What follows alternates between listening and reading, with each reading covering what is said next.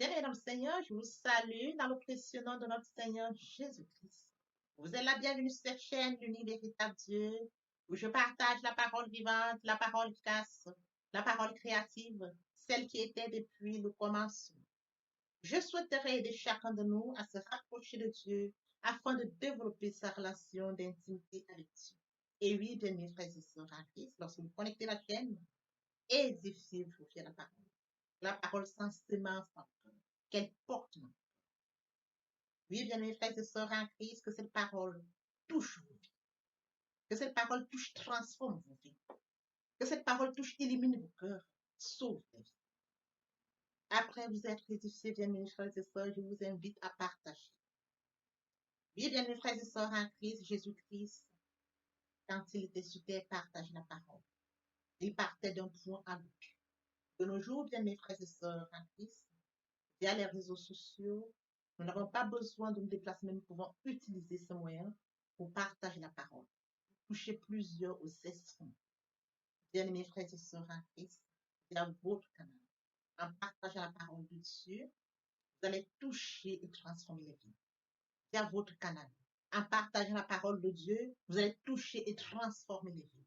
Via votre canal, en partageant la parole de Dieu, vous allez toucher, illuminer les cœurs, sauver les vies. Voyez-vous, bien-aimés frères et sœurs en Christ, de la sorte, il n'y aurait pas seulement plus de joie pour un seul pécheur. Nous allons inonder le ciel de joie et encore de joie. Je vous invite bien évidemment à vous abonner. À vous abonner vous permettra, bien mes frères et sœurs en Christ, de vous édifier via les enseignements que vous allez recevoir. Vous abonner vous permettra également de grandir spirituellement. Vous abonner vous permettra, bien mes frères et sœurs en Christ, de garder une relation d'intimité. Il est écrit dans la parole de Dieu, si vous m'aimez, gardez mes commandements. Et les commandements de Dieu ne sont pas pénibles. Les commandements de Dieu ne sont pas infâmes. Dieu nous a aimés avant que nous soyons conçus. Il est écrit dans la parole de Dieu, Maître, quel est le plus grand commandement? Aimeras l'Éternel, ton Dieu, de tout ton cœur, de toute ton âme, de toute ta pensée. C'est le premier, c'est le plus grand commandement. Et voici le second qui lui est semblable. Tu aimeras ton prochain comme toi-même. Et mon Dieu, et mon Dieu, et mon Dieu. Dieu de grâce, Dieu d'amour, de miséricorde, je te dis merci. Merci pour ce moment précieux et précieux que tu me donnes de venir partager ta parole. Merci pour le courage, merci pour la détermination. Merci parce que tu me donnes la force de tenir. Merci pour l'inspiration. Et dans ta parole que tout ce qui respire l'Éternel, je louerai tous les jours de ma vie. L'honneur, la gloire, l'adoration te reviennent pour les siècles des siècles. Au nom de Jésus-Christ, je t'ai prié. Amen. Bien-aimés dans le Seigneur, je me réjouis de revenir partager avec vous en ce moment précieux et précieux la parole de Dieu. Il est écrit dans la parole de Dieu que tout ce qui respire loue l'Éternel. Louons l'Éternel par cette très belle chanson.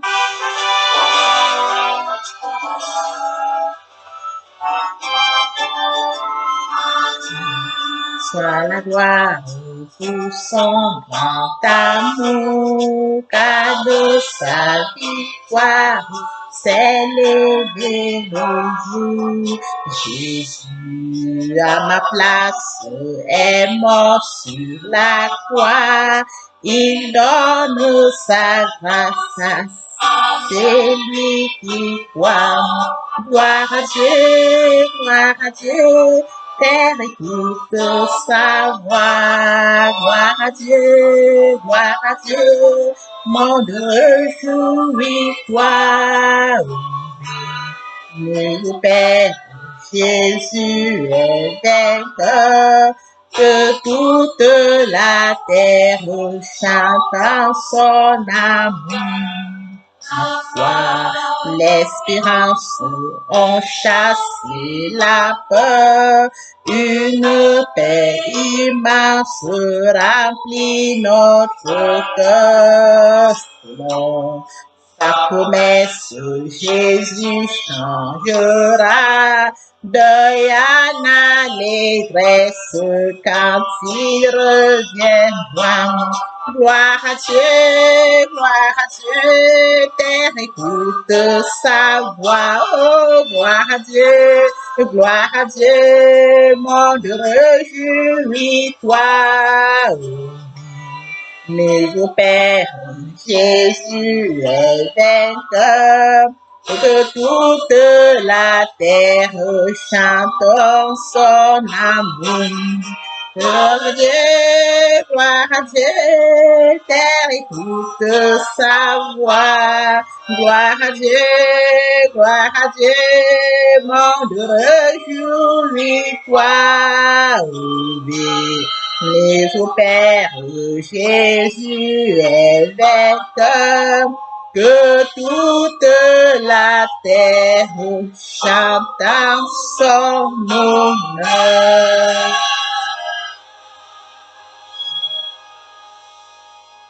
Merci Seigneur.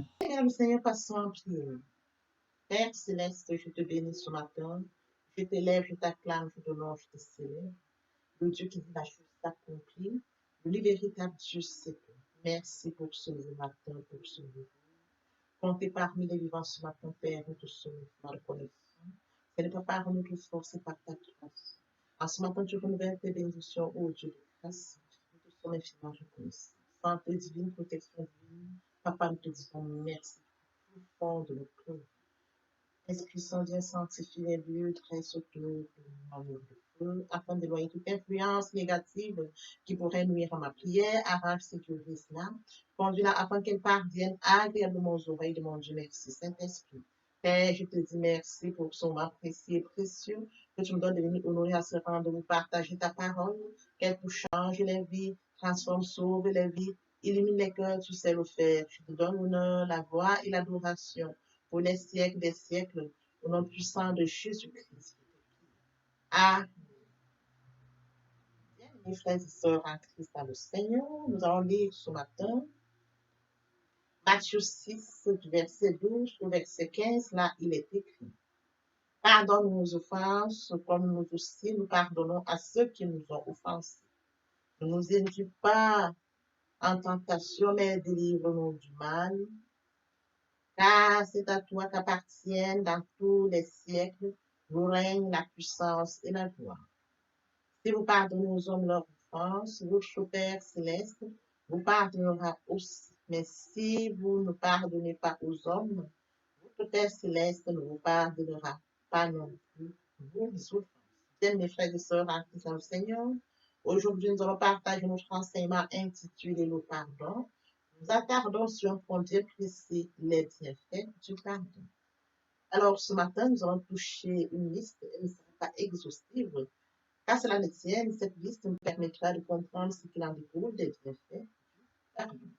Alors, comme premier point, bien mes frères et sœurs en Christ, le pardon, fondement de la foi chrétienne. Oui, bien mes frères et sœurs, le pardon est le fondement de la foi chrétienne.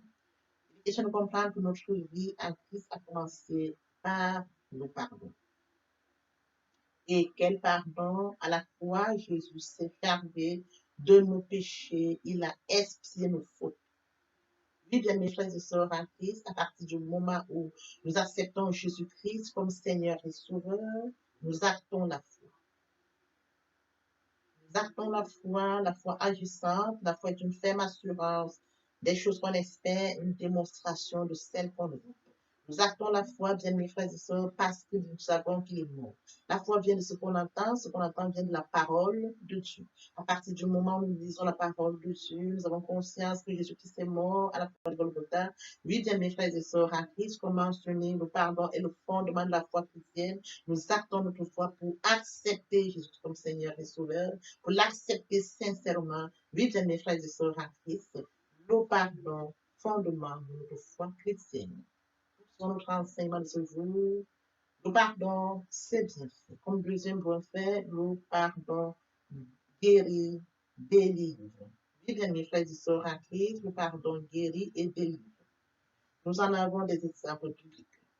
Nous pouvons prendre l'exemple où Jésus guérit un paralytique. 4 personnes ont porté un paralytique pour amener au Seigneur Jésus. Et le Seigneur Jésus l'a guéri. Nous pouvons le lire dans Luc 5, du verset 18 à 26. Je ne lirai pas.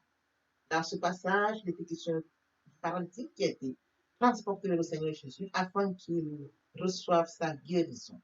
Oui, bien mes frères et sœurs en Christ, le pardon guérit, le pardon délivre. Comme suite pour les bienfaits du pardon, le troisième point, le pardon est une puissance qui nous libère.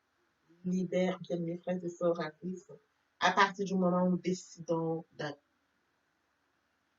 Oui, bien mes frères et sœurs en Christ, le pardon libère à partir du moment où nous prenons conscience que nous sommes pécheurs, nous avons péché, nous reconnaissons que nous avons péché, nous reconnaissons la faute, les fautes que nous avons commises, et nous, bien mes frères et sœurs, décidons de délaisser, de les abandonner. Décidons de délaisser totalement ces fautes, de les abandonner, nous le confessons. Bien mes frères et sœurs en Christ, à partir du moment où nous prenons cette décision ferme, nous nous libérons. Le pardon que nous adressons au Seigneur Jésus-Christ nous libère de nos fautes, de nos fautes.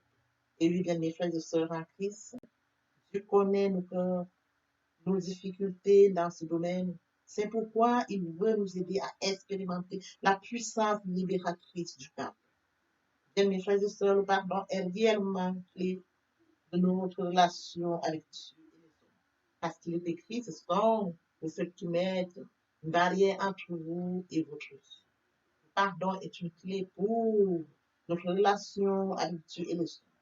Bien mes frères et sœurs en Christ, l'esprit de pardon peut opérer des miracles, briser les cœurs les plus durs, rétablir les foyers désunis et changer les situations les plus désespérées.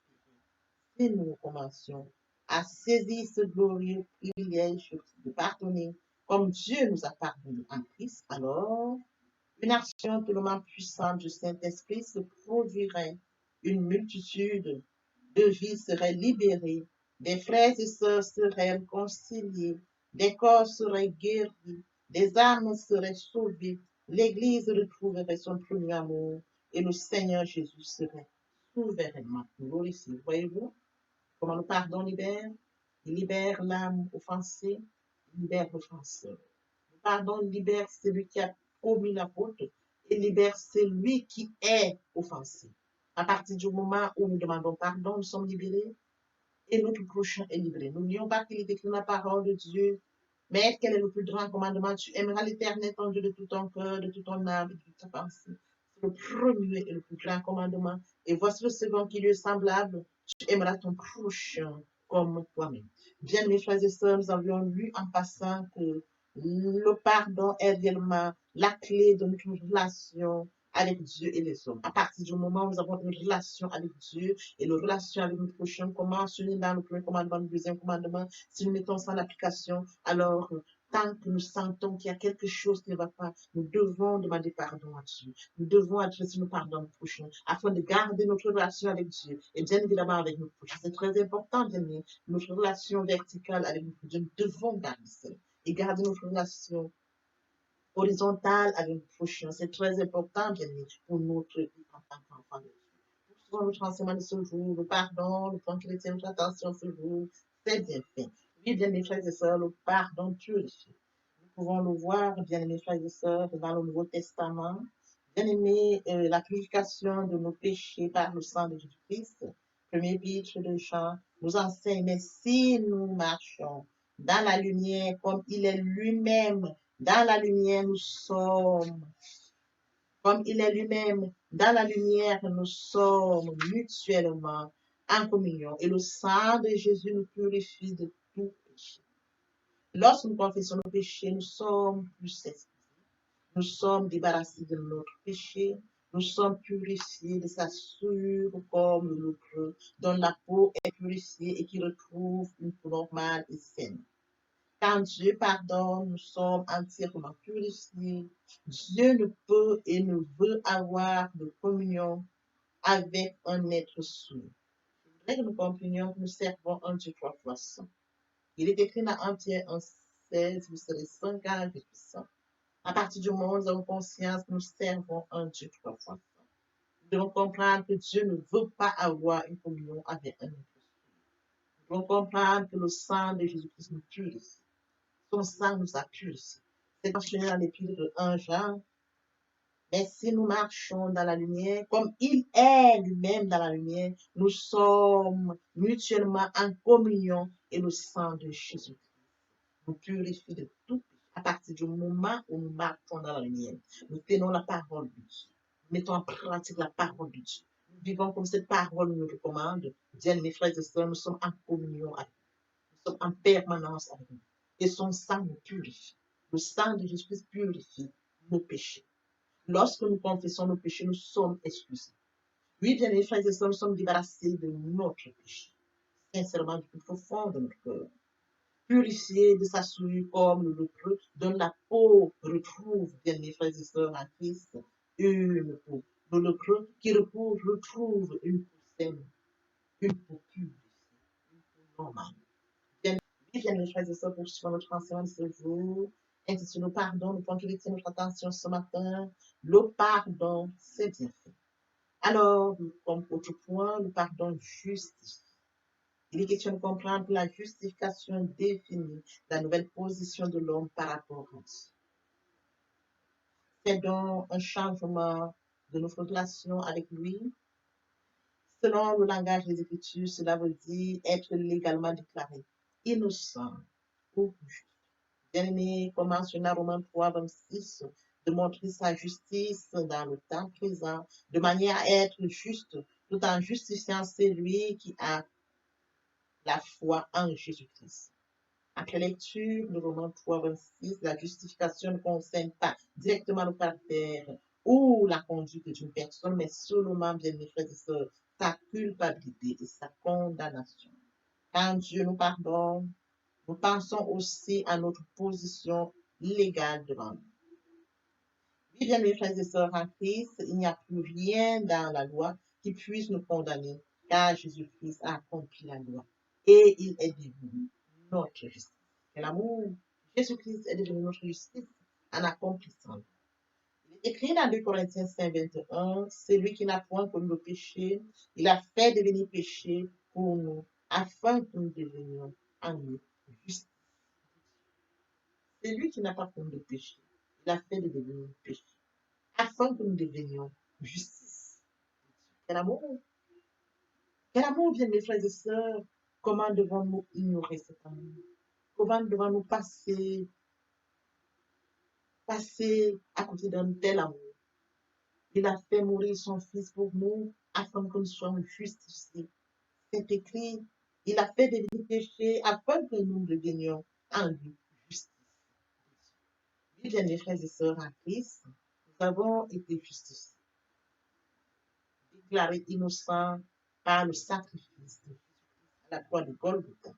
Désormais, nous pouvons nous présenter devant Dieu comme Jésus se présente devant son Père, sans aucun sentiment de culpabilité, sans crainte, d'infériorité, sans crainte, parce que Christ a payé à la croix de Golgotha pour nous. Il est donc écrit sur ce, il est écrit dans Romains 8.1, il n'y a donc maintenant aucune condamnation pour ceux qui sont en Jésus-Christ.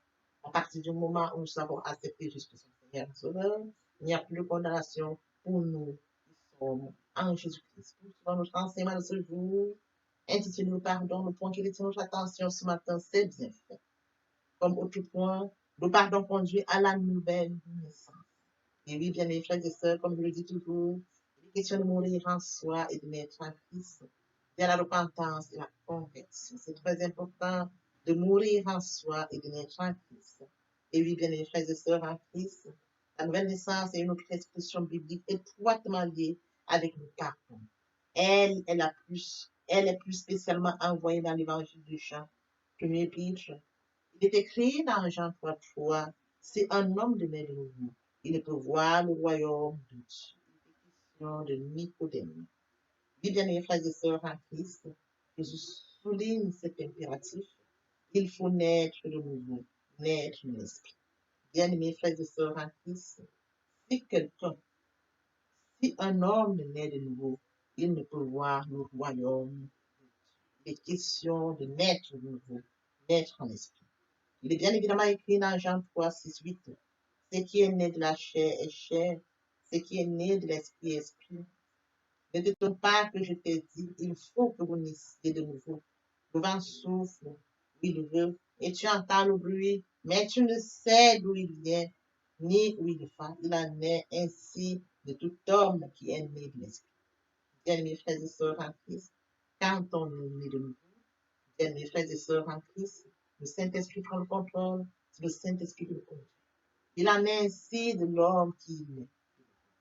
Le vent souffle où il veut, tu entends le bruit, mais tu ne sais d'où il vient, d'où il va. Il en est ainsi de l'homme qui est né. L'homme qui est né de l'esprit, bien mes frères et sœurs, à partir du moment où tu es né de l'esprit, le Saint-Esprit prend le contrôle de ton corps. Il s'installe, il prend total contrôle. C'est écrit, ne savez-vous pas que le corps est le temple du Saint-Esprit? À partir du moment où vous naissez de l'Esprit Saint vient prendre le contrôle, il prend le contrôle total. Vous n'avez plus le contrôle. Comme c'est écrit, le vent souffle, il veut, il va, mais tu ne sais pas, tu entends le bruit, mais tu ne sais d'où il vient. L'Esprit Saint prend le contrôle et commence le contrôle de ta vie. Change tout. Te conduit, te guide, t'inspire. Oui, bien mes frères et sœurs, c'est, vous le vivez sincèrement et vous le ressentez. Vous sentez l'Esprit Saint est présent. Vous avez tout le contrôle, c'est lui qui prend le contrôle. Comme ce vent qui souffle, tu ne sais d'où il vient, d'où il va. Il en est ainsi, c'est écrit. Il en est ainsi de tout homme qui est de l'Esprit. Pierre répète ces paroles aux premiers chrétiens. Vous avez été régénérés, non pour une sémence corruptible, mais pour une sémence incorruptible, par la parole vivante et permanente de Dieu. Comme mentionné dans 1 Pierre 1, 23, puisque vous avez été régénérés, non par une sémence corruptible, mais par une sémence incorruptible, par la parole vivante et permanente de Dieu. La parole de Dieu a créé toute chose. La parole de Dieu vit. La parole de Dieu, bien mes frères et sœurs en Christ, vit. Vit, bien mes frères et sœurs en Christ. L'image est frappante. Le péché nous a tellement défigurés. Le péché nous a déformés. Faussés et pervertis. Un pardon superficiel aurait été insuffisant. Nous avions à recommencer à zéro. Nous avions besoin d'être régénérés. Nous avons besoin d'être régénérés, d'avoir la conscience libérée de toute culpabilité. Quand Dieu pardonne, il fait de nous une nouvelle créature. Les choses anciennes sont passées, voici toutes choses sont devenues nouvelles. Bien, mes frères et sœurs en Christ, les choses anciennes sont passées, toutes choses sont devenues nouvelles. Comme mentionné dans 2 Corinthiens 5, 17, si quelqu'un est en Christ, il est une nouvelle créature. Les choses anciennes sont passées, voici toutes choses sont devenues nouvelles.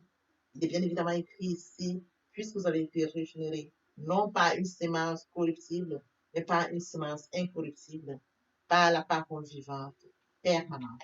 Mes frères et sœurs en Christ, c'est quelqu'un en Christ, il est une belle créature, les choses anciennes sont passées, voici toutes choses sont devenues nouvelles.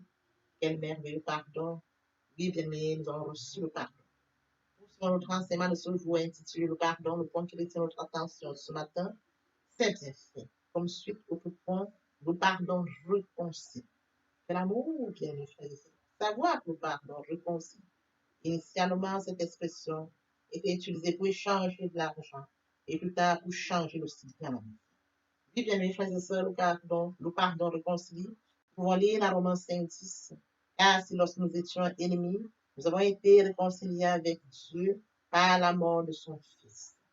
À plus forte raison, étant réconciliés, serons-nous sauvés pour sa vie. Bien, mes frères et sœurs en Christ, c'est l'homme et non Dieu qui avait besoin d'être réconcilié. C'est nous qui avons besoin d'être réconciliés. Le péché n'a jamais atténué l'amour de Dieu. Il change cet amour en haine. Ce n'était pas Dieu qui avait besoin d'être apaisé, mais l'homme qui avait besoin de passer de l'état de rébellion à un état de repentance afin de recevoir l'amour de Dieu. Nous servons Dieu trois fois. Nous avons besoin de repentance et de conversion afin de recevoir l'amour de Dieu. Il est écrit dans 2 Corinthiens 5, 18, 20. Et tout cela vient de Dieu qui nous a réconciliés avec lui par Christ et qui nous a donné le ministère de la réconciliation.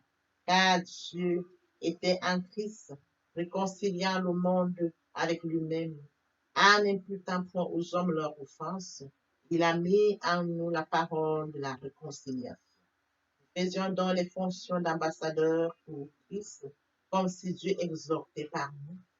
Nous vous en supplions au nom de Christ, soyez réconciliés avec Dieu. Bien, mes frères et sœurs en Christ, après lecture de 2 Corinthiens 5, 18 et 20, quand Dieu nous pardonne, son but est avant tout d'établir une communion rompue par le péché.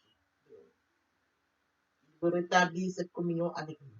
Oui, bien, mes frères et sœurs en Christ, oui, bien, mes frères et sœurs en Christ, il n'a pas envoyé son Fils dans ce monde uniquement pour sauver l'homme de l'enfer et de la condamnation éternelle, mais aussi pour réconcilier avec lui, c'est-à-dire faire de son ennemi son ami. Il a permis que son Fils meure sur le Golgotha pour nous sauver et qu'il y ait plus de cela, la réconciliation. Et qu'il y ait en plus de cela, la réconciliation. Nul n'a besoin de commander le pardon de Dieu car sa nature même est de pardonner. Mais ce pardon ne peut être accordé à moins qu'il n'y ait une sincère repentance de notre part. Cette repentance n'est pas simple regret de péché. Oui, bien, mes frères et sœurs, changeons de façon de penser et de vivre. Bien, mes frères et sœurs en Christ, il est écrit dans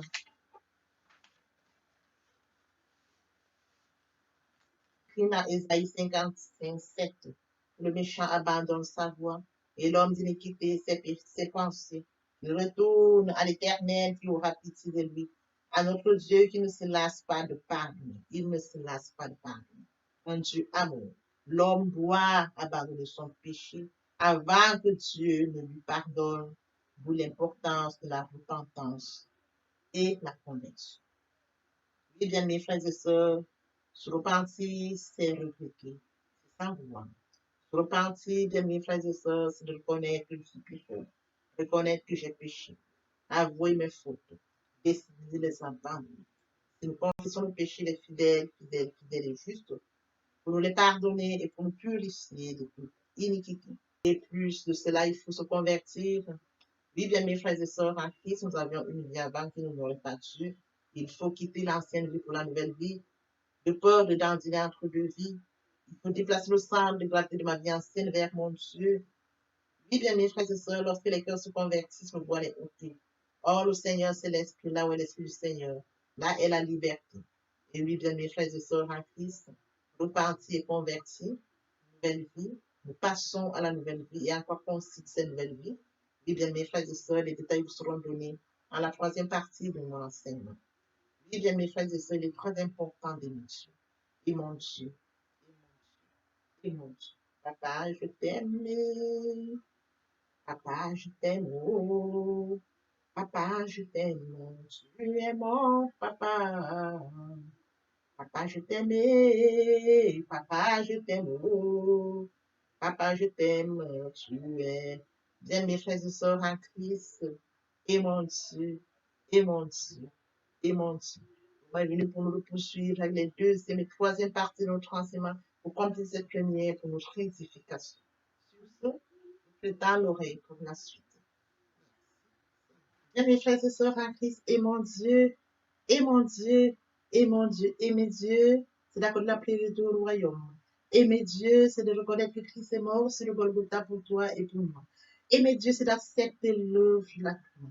Aimer Dieu, c'est d'accepter de mourir en soi et de naître en Christ, de la repentance et la conversion. Aimer Dieu, bien mes frères et sœurs, c'est tendre l'oreille à l'écoute pour mon prochain.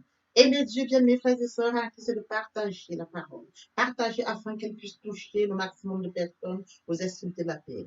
Aimer Dieu, c'est de permettre à ce que ceux-là qui sont loin de Dieu reçoivent la parole et viennent à la repentance et la conversion. Aimer Dieu, bien mes frères et sœurs, c'est de participer à l'édification du ciel, car il est écrit, il y aurait plus d'eau au ciel, juste pour un seul pécheur qui se repent, que pour 99 justes qui n'ont pas besoin de repentance. Oui, bien mes frères et sœurs, en Christ de la sorte, nous manifestons l'amour de Dieu.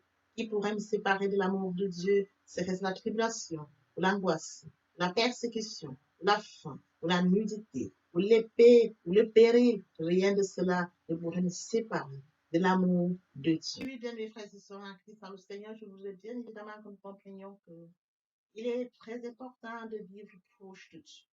Pour nous qui étions loin de Dieu, qui étions éloignés de Dieu, qui avions une vie qui nous convenait, mais qui n'honorait pas notre Dieu, bien, mes frères et sœurs, il est temps de réaliser que le moment est venu pour nous de nous rapprocher vers le Créateur, de nous rapprocher vers le Dieu qui nous a créé à son image et à sa ressemblance, de venir au Père, de revenir à la source. Bien, mes frères et sœurs, il est très difficile de vivre des forces. Ils sont à côté de la mer. Permettez-moi de lui dire, nous avons des trucs. Ils sont à côté de la mer. Nous avons toute espèce qui vit à côté de la mer qu'il a mise au monde. Comment pouvons-nous vivre loin de notre Dieu? Nous sommes loin de Dieu, nous n'avons pas conscience de notre destin, qui est celle que Dieu a préparée pour nous. La vie que nous pourrons vivre nous apportera vie. Bien, mes frères et sœurs, rapprochons-nous de Dieu. Rapprochons-nous de Dieu et de notre destin. Rapprochons-nous de Dieu afin de vivre comme Dieu l'a décidé pour nous. Rapprochons-nous de Dieu, bien, mes frères, à son image, à sa ressemblance. Vivre loin de Dieu, c'est vivre loin de sa destinée. Oui, bien, mes frères et sœurs, sur ce, je vais donc introduire ce matin la repentance et la conversion. Il est très important de mourir en soi et de naître en Christ. Il y a la repentance et la conversion. Se repentir, c'est de reconnaître que je suis pécheur. Se repentir, c'est de reconnaître mes fautes. Se repentir, c'est de décider de les abandonner, de les avouer et de les abandonner. Se repentir, c'est de regretter sans vouloir pleurer. Se repentir, bien mes frères et sœurs en Christ, c'est de savoir que Jésus-Christ est mort sur la croix de Golgotha. Oui, bien aimé, Dieu a tant aimé le monde qu'il a donné son Fils unique, afin que quiconque croise en lui ne périsse point, mais qu'il ait la vie éternelle. Bien aimés frères et sœurs en Christ, si nos péchés sont comme le cramoisi, ils deviendront blancs comme la neige. S'ils sont comme la pourpre, ils deviendront comme la laine. Telle est la parole de Dieu. Si nous confessons le péché, il est fidèle. Il est fidèle pour nous les pardonner et pour nous purifier de toute iniquité. Quel amour, bien mes frères et sœurs. Nous servons un Dieu fidèle. Dieu n'est pas notre menti, ni le Fils de l'homme pour se repentir. Ce qu'il a dit, ne le fera-t-il pas? Ce qu'il a déclaré, ne l'exécutera-t-il pas? Bien, mes frères, il est très important de passer à la repentance. Et la conversion, c'est le fait de déplacer le centre de gravité de ma vie entière. Avant, j'avais une vie qui n'honorait pas Dieu. Je menais une vie qui me convenait, qui m'honorait. Bien, mes frères et sœurs, qui suis-je pour m'honorer? Je dois honorer le Dieu qui m'a créé. Raison pour laquelle, dans l'humilité, je dois rentrer dans la nouvelle vie. Les choses anciennes sont passées.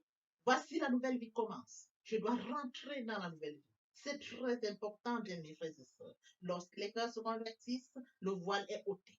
Or, le Seigneur, c'est l'Esprit. Là où est l'Esprit du Seigneur, là est la liberté. Vous entrez dans la liberté. Oui, bien mes frères et sœurs, c'est très important de le comprendre. Vous entrez dans la nouvelle vie. L'Esprit Saint prendra le contrôle de cette nouvelle vie. Bien mes frères et sœurs, pour toutes les personnes qui ne se sont pas encore engagées à suivre le Seigneur, pour ceux qui se sont engagés et qui auraient abandonné pour quelque raison que ce soit, le moment est venu pour nous de rentrer en prière via cette chanson. Je m'approche de toi, Seigneur Jésus, je m'approche de toi, source de vie, source de vie, source de vie. Mon sauveur bénis-moi, source de vie, source de vie, source de vie, mon sauveur bénis. Répétez après moi la prière. Seigneur Jésus, je sais que tu es mort pour moi et le troisième jour tu es ressuscité. Je m'engage dès ce jour de t'accepter comme Seigneur et Sauveur. Merci Seigneur Jésus pour l'œuvre de la croix. Merci pour le salut. Merci pour l'amour que tu m'apportes. Amen. Tendre Père Céleste, merci pour les âmes précieuses. Merci pour leur engagement de ce matin. Père, je te prie de veiller sur eux afin qu'ils restent attachés à toi et à toi seul, l'unique véritable. L'honneur, la gloire, et l'adoration te revienne pour les siècles des siècles. Au nom puissant de Jésus-Christ. Amen. Oui, bien mes frères et sœurs en Christ, dans le Seigneur, après la repentance et la conversion, il est très important d'adopter la nouvelle vie, de mettre en pratique la nouvelle vie. La nouvelle vie constituera en quoi? À la méditation de la parole. Parce que la parole est créative, comme je l'ai dit aux enseignements précédents. Au commencement était la parole était Dieu, et avec Dieu, la parole était Dieu. C'est de cette parole dont il est question. La parole est créative, elle est dominante, elle est efficace, elle est productive. C'est de cette parole dont il est question. Il est question de méditer la parole. Il est question de suivre certaines étapes de mes frères et sœurs en Christ. Je lis la parole, il est question de lire la parole. Premièrement, bien mes frères et sœurs en Christ, c'est de rentrer en prière. Confier ce moment à Dieu où je vais en méditation, invoquer le Saint-Esprit afin qu'il prenne contrôle durant la méditation et suivre donc la lecture du verset biblique ou du passage qui nous servira d'appui pendant la méditation. Méditer la parole, c'est la mûrir, c'est aller en réflexion profonde. Méditer la parole, bien mes frères et sœurs, pendant ce moment, je reçois des révélations via le Saint-Esprit. Moment opportun de prendre des notes. Je note toutes ces révélations qui seront utiles, bien mes frères et sœurs, en Christ dans le Seigneur. Il faut bien évidemment recevoir la parole. Quand on médite, il faut la recevoir. Je reçois la parole en actant la foi. La foi est une ferme assurance des choses qu'on espère, une démonstration de celles qu'on ne voit pas. La foi vient de ce qu'on entend vient de la parole de Dieu. Acter la foi agissante. Il faut bien évidemment obéir à la parole. L'obéissance vaut mieux que le sacrifice. Abraham a acté la foi. Abraham a obéi. Donne-moi ton fils, ton unique fils, qui s'est levé. Le Seigneur m'a donné un fils. Le Seigneur me demande de lui donner mon fils. Je vais lui donner mon fils. Abraham n'a pas hésité.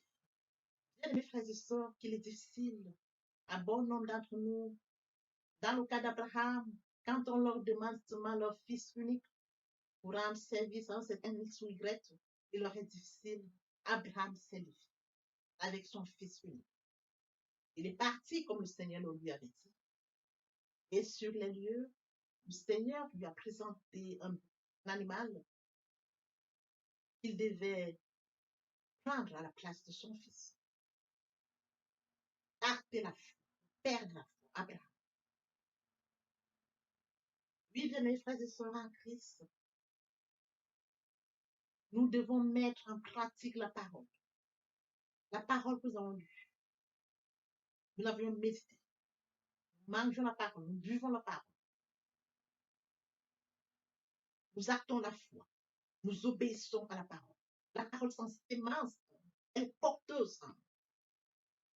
C'est dans le moment où il faudra mettre en pratique la parole. Oui, bien mes frères et sœurs en Christ, en louange la parole, en adoration la parole, en jeûne et prière la parole. Déclarer la parole au moment opportun. Là, c'est très important. Qu'est-ce que je déclare? Il est question de cerner la situation à laquelle je fais face. Est-ce une situation de maladie? Très bien. Et quels sont les versets bibliques qui me permettront de rentrer en prière? C'est de ça dont il est question. Quand je lis la parole, je prends connaissance des versets bibliques. Je les lis, je comprends, je note.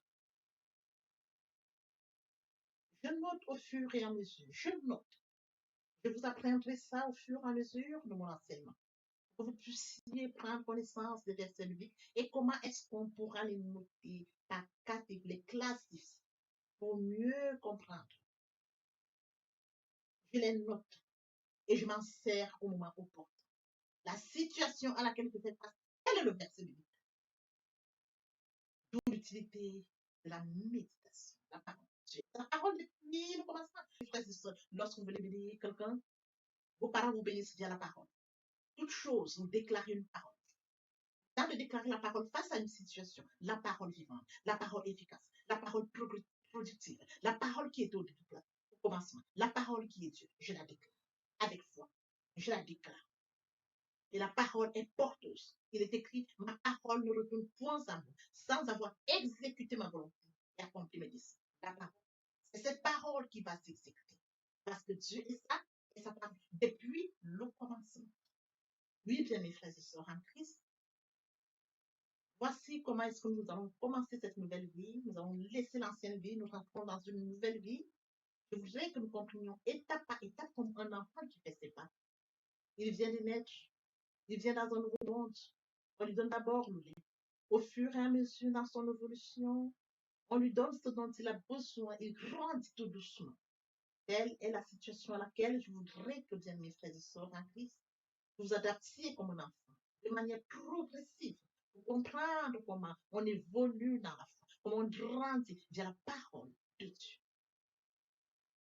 Oui, bien mes frères et sœurs en Christ, aimer Dieu, c'est d'accorder la priorité au royaume. Aimer Dieu, c'est de lire sa parole, méditer sa parole, mettre sa parole en pratique. Aimer Dieu, c'est de partager la parole. Aimer Dieu, bien mes frères et sœurs en Christ, c'est de partager autour de soi et encore plus. Aimer Dieu, c'est de tendre l'oreille aux besoins de mon prochain. C'est d'assister mon prochain si besoin est. Aimer Dieu, c'est de participer à l'édification, de courir après les âmes. Aimer Dieu, bien mes frères et sœurs en Christ. Pour mentionner la parole de Dieu, il y aurait plus de choses au ciel, juste pour un seul péché. C'est d'exploser le ciel. D'amener plusieurs à la repentance, à la conversion, via le partage de la parole. Ils viendront par curiosité, bien mes frères et sœurs. Lorsque nous allons manifester l'amour de Dieu de la sorte, ils verront cet amour. Ils seront surpris de notre amour. Mais qu'est-ce qu'ils ont? Qu'est-ce qui les touche? Dans cette curiosité, ils viendront comprendre pourquoi, comment nous manifestons l'amour naturel, l'amour qui vient de Dieu. Et alors, bien mes frères et sœurs, nous leur dirons, il est mort sur le Golgotha pour toi et pour moi. Cet amour, nous l'avions. Et toi aussi, tu peux l'avoir via la repentance et la conversion. Nous amenons les âmes à la repentance, à la conversion. Nous participons à l'éducation, à la repentance. Nous allons courir pour amener les âmes au Père.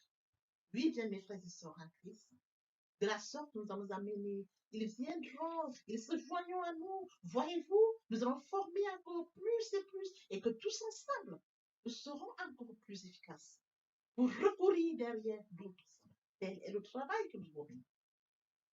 C'est de courir après les amener, et qu'ils restent, qu'ils se joignent à nous, et qu'ensemble nous allions encore à la conquête d'autres. C'est de ça qu'il est question, bien mes frères. C'est un travail. Je me dois de le faire. Tu te dois de le faire. Que chacun y mette du sien. Exploser le ciel, comme mentionné dans la parole, il y aurait plus de choses. Dans l'espoir que cet enseignement ait été enrichissant, je vous prie de le partager au maximum pour participer à l'édification des autres.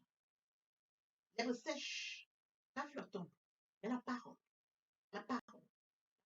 de Dieu demeure éternellement. Que l'Éternel Dieu vous bénisse, ainsi aux familles respectives. À très bientôt. Amen. Tes bienfaits sont trop longs, du fond de mon amour de l'âme, qui traduisent mes silences. Comment te dire ce que je ressens? Tes bienfaits sont trop loin, du fond de mon amour de l'âme, qui traduisent mes silences.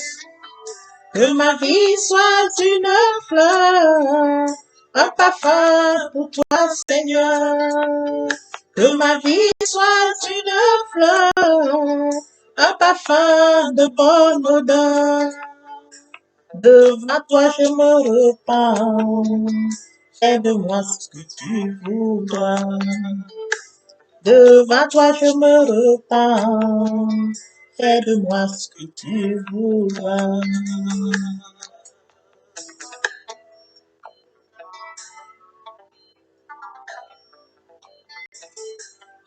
Agile devant le potier, donne-moi la forme qui te plaît. Fais toutes choses en ton temps, je serai toujours confiante. Seigneur, observe mes voies, Garde-moi près de ta croix. Je voudrais habiter chez toi tous les jours ici-bas. Que ma vie soit une fleur, un parfum pour toi, Seigneur. Que ma vie soit une fleur, un parfum de bonne odeur. Devant toi je me repens, fais-de-moi ce que tu voudras. Devant toi je me repens, fais-de-moi ce que tu voudras.